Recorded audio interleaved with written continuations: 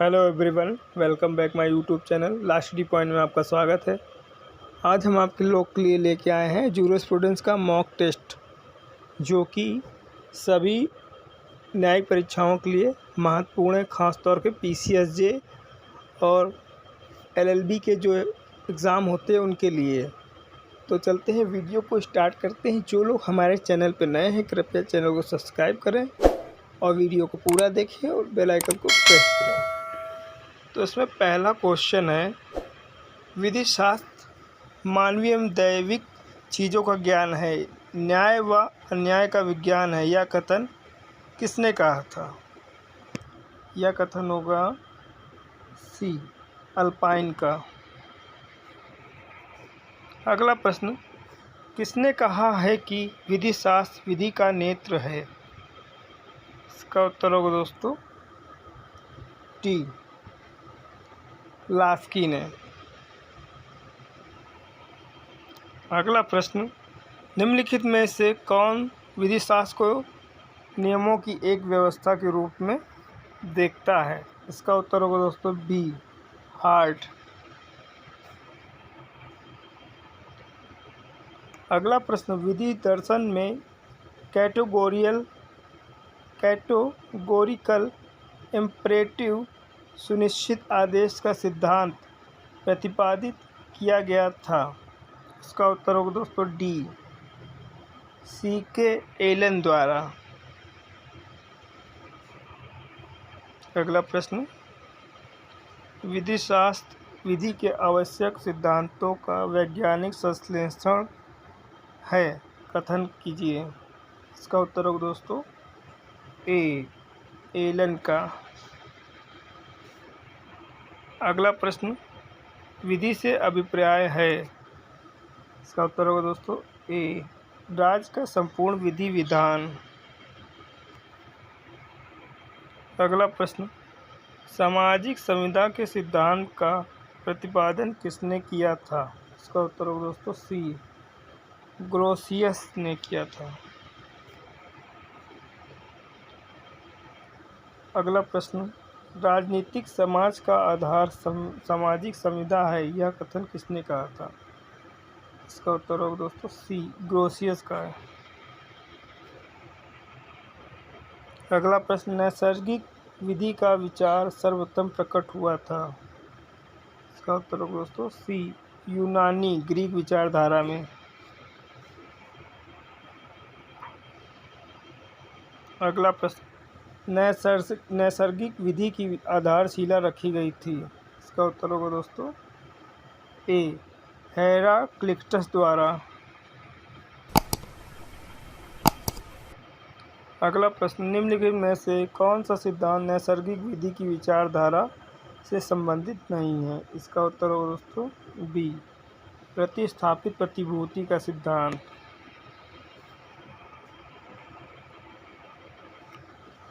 अगला प्रश्न, निम्नलिखित में से कौन सा विधि शास्त्रीय नैसर्गिक विचारधारा का विरोधी था? इसका उत्तर होगा दोस्तों बी, जेरेमी बेंथम।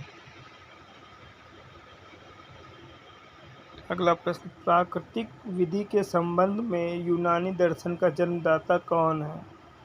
इसका उत्तर होगा दोस्तों ए, सुकरात।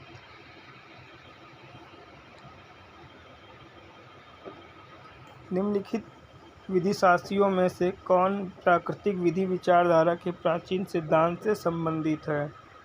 इसका उत्तर होगा दोस्तों डी, सुकरात।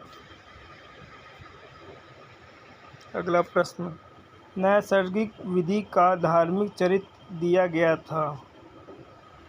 इसका उत्तर होगा दोस्तों बी, संत अगस्टाइन द्वारा। अगला प्रश्न, अंधकार युग में नैसर्गिक विधि को एक नया विवेचन दिया गया, किसके द्वारा? इसका उत्तर होगा दोस्तों ए, संत अगस्टाइन द्वारा।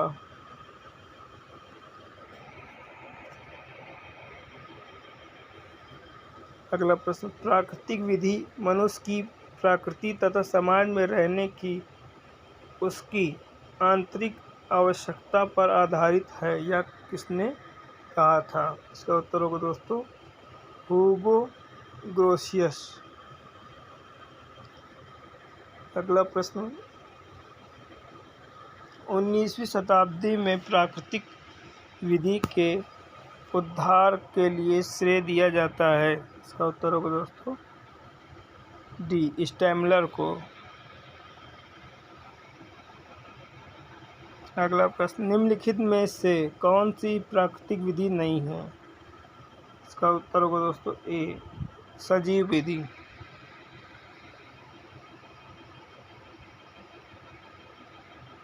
अगला प्रश्न, 19वीं शताब्दी में प्राकृतिक विधि के सिद्धांत के पुनर्जीवन के लिए श्रेय दिया जाता है? इसका उत्तर होगा दोस्तों बी, स्टैमलर को।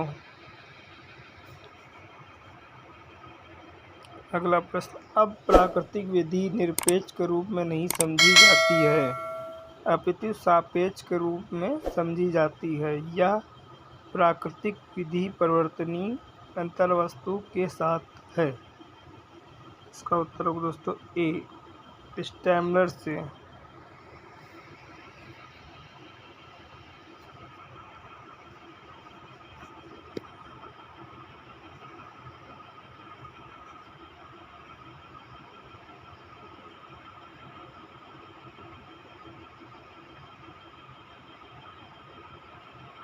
अगला प्रश्न, टेकिंग राइट्स सीरियसली पुस्तक का लेखक कौन है? इसका उत्तर होगा दोस्तों बी, डावर्किन।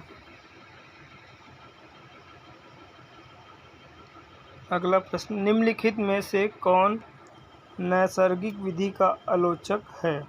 इसका उत्तर होगा दोस्तों डी, बेंथम।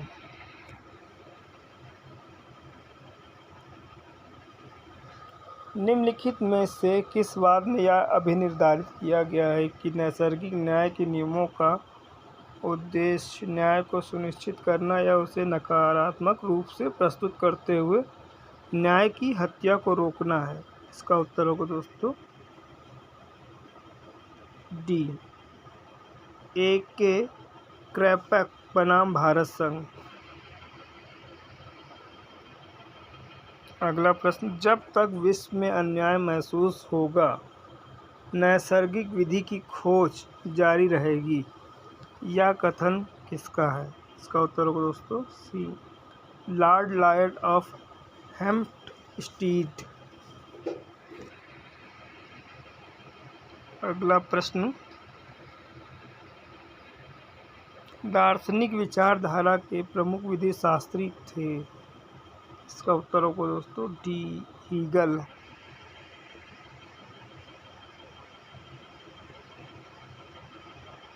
अगला प्रश्न, निम्नलिखित विधि शास्त्र की शाखाओं में से किसमें स्टोइक दर्शन ने अपनी अभिव्यक्ति पाई है?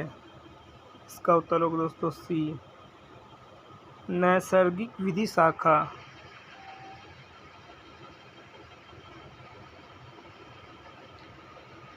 अगला प्रश्न, व्यक्ति को राज्य की विधि माननी ही चाहिए। यदि उसे किसी राज्य की विधि अच्छी नहीं लगती तो उसे अन्य राज्य में चला जाना चाहिए। यह कथन किससे संबंधित है? इसका उत्तर होगा दोस्तों सी, सुकरात से।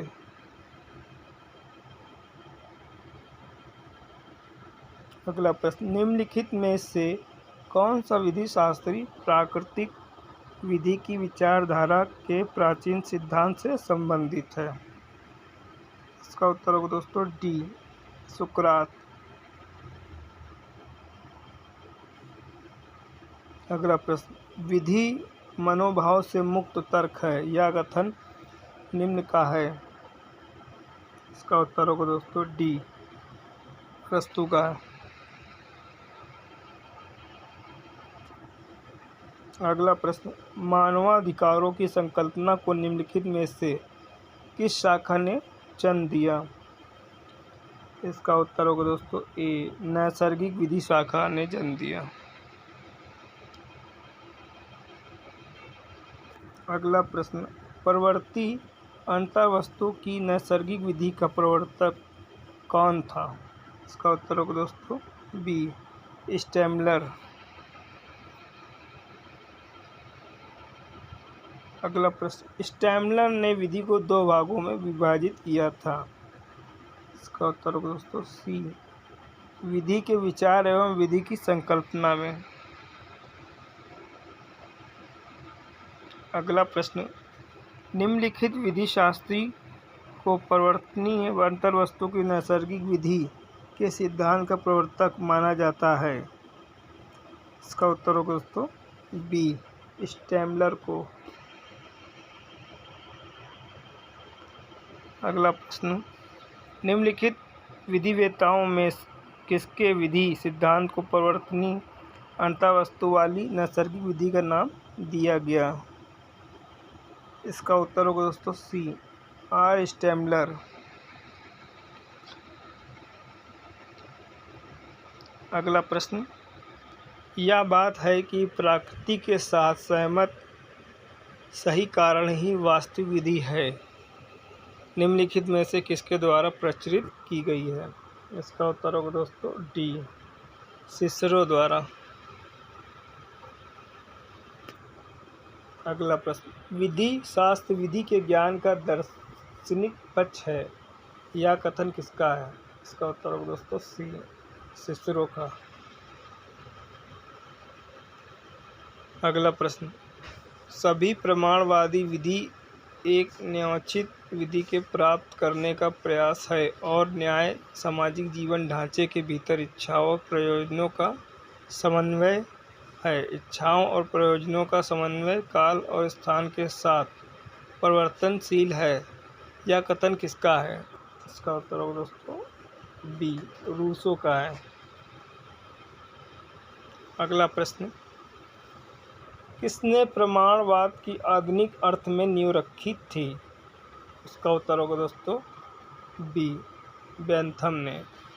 दोस्तों, अगर वीडियो अच्छी लगी तो चैनल को सब्सक्राइब करें और बेल आइकन को प्रेस करें और दोस्तों में वीडियो को शेयर करें और वीडियो को पूरा देखें। मिलते हैं वीडियो के अगले भाग में। जय हिंद, जय भारत।